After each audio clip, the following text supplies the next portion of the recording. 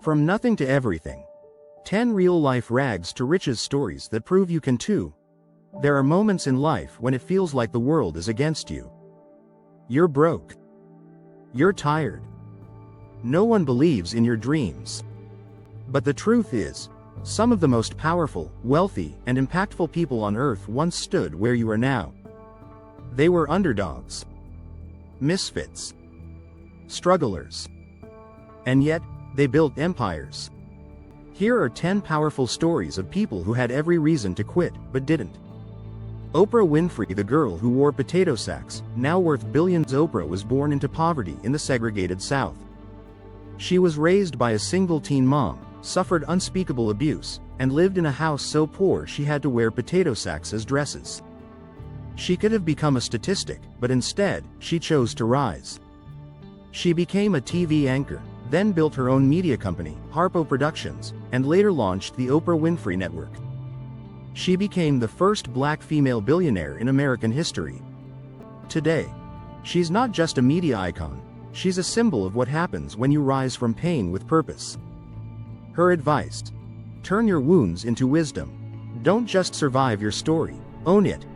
Howard Schultz, the kid from the projects who built Starbucks. Howard was raised in a poor housing project in Brooklyn. His father, a truck driver, lost his job and the family lost health insurance, a moment that haunted him for years.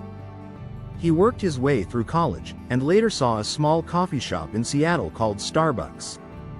He believed coffee could be more than a drink, it could be a connection.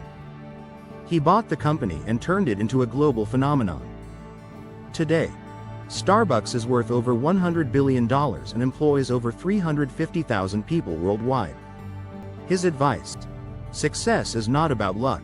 It's about effort, vision, and never letting your past define your future. Damon John, the dyslexic teen who turned $40 into $6 billion. Damon grew up in Queens, raised by a single mom. He struggled with dyslexia and worked at Red Lobster while sewing hats in his living room.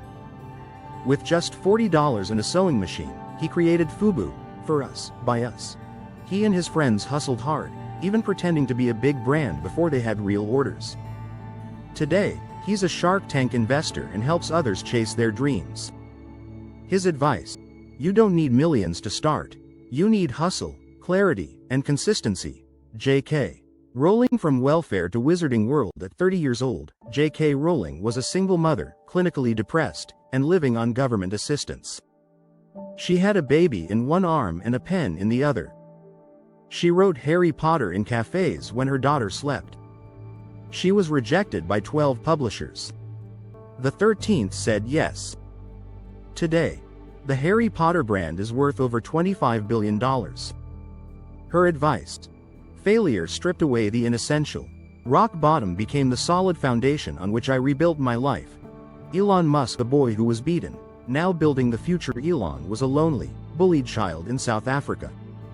He had few friends and was hospitalized after being thrown downstairs.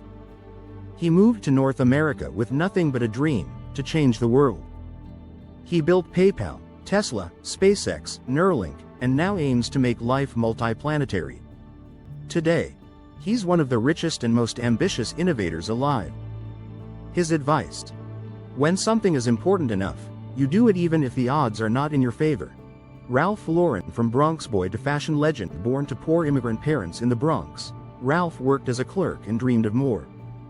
He couldn't afford fancy clothes, so he designed them. He sold his first ties to department stores out of a drawer and built a fashion empire known around the globe. Today, Ralph Lauren is a household name and a multi-billion-dollar brand. His advice: I don't design clothes, I design dreams. Andrew Carnegie. From factory floor to the richest man alive. At the time, Carnegie came to the U.S. as a child, dirt poor. At age 13, he worked 12 hours a day as a bobbin boy for $1.20 a week. He educated himself at night, climbed the ranks, and eventually built Carnegie Steel, becoming the richest man in the world in his time. Today, his legacy lives in libraries, universities, and global philanthropy.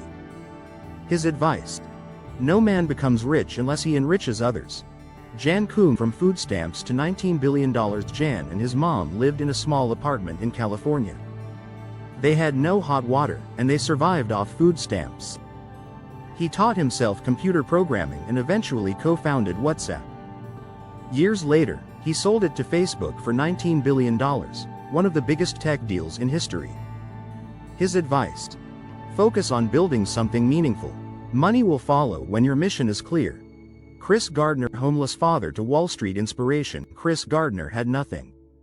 No home. No job. And he had a toddler to care for.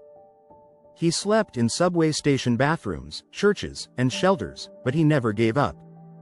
Eventually, he landed a job as a stockbroker, rose through the ranks, and became a millionaire. His life story was turned into the film The Pursuit of Happiness. His advice: don't ever let somebody tell you you can't do something. If you want something, go get it. Period. Do Won Chong, the immigrant who built Forever 21. Do Won moved to America from South Korea with his wife. He worked as a janitor, pumped gas, and cleaned toilets, sometimes all in one day. They saved every penny and opened a small clothing store. That store became Forever 21, a fashion empire with hundreds of locations. His advice: you can start with nothing if you start with faith. Final words. What do these stories teach us? That where you start in life does not have to be where you finish. That pain can be your starting point. That failure is not the opposite of success, it's part of it. Every great journey starts with one step. One decision. One act of courage. So if you're young and struggling, good. That means you're alive. That means you have time. Stop waiting for perfect conditions. Start now. Start small. Start scared, but start. Because the next rags to riches story could be yours.